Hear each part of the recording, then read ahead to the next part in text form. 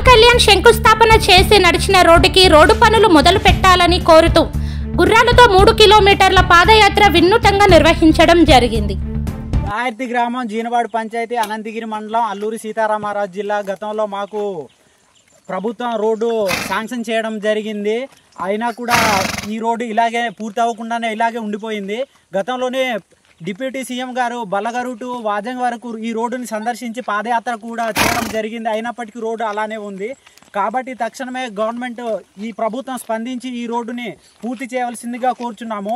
ఈరోజు మేము 5 కిలోమీటర్ల దూరం బల్లగారు నుంచి దాయర్తి వరకు భారీ ఎత్తున గుర్రాల యాత్ర ఈరోజు చేయడం జరుగుతుంది. కాబట్టి తక్షణమే ప్రభుత్వం స్పందించి మా గిరిజనుల సమస్యలను పరిశీలించాలనేసి మేము కోరుకుంటున్నాము.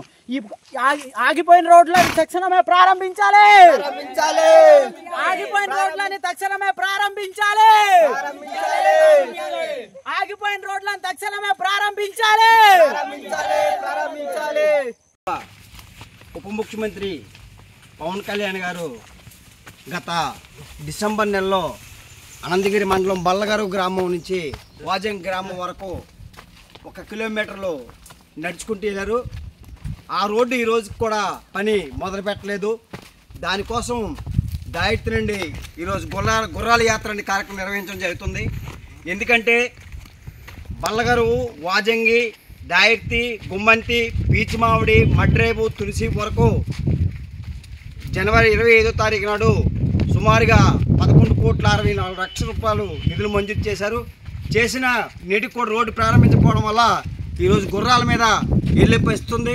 ఇప్పటికైనా పవన్ కళ్యాణ్ గారు దయించి ఈ రోడ్డుని పనులు వెంటనే మొదలు పెట్టాలని చెప్పేసి మనం గుర్రాల మీద ఈ యాత్ర అనేది నిర్వహించడం జరుగుతుంది.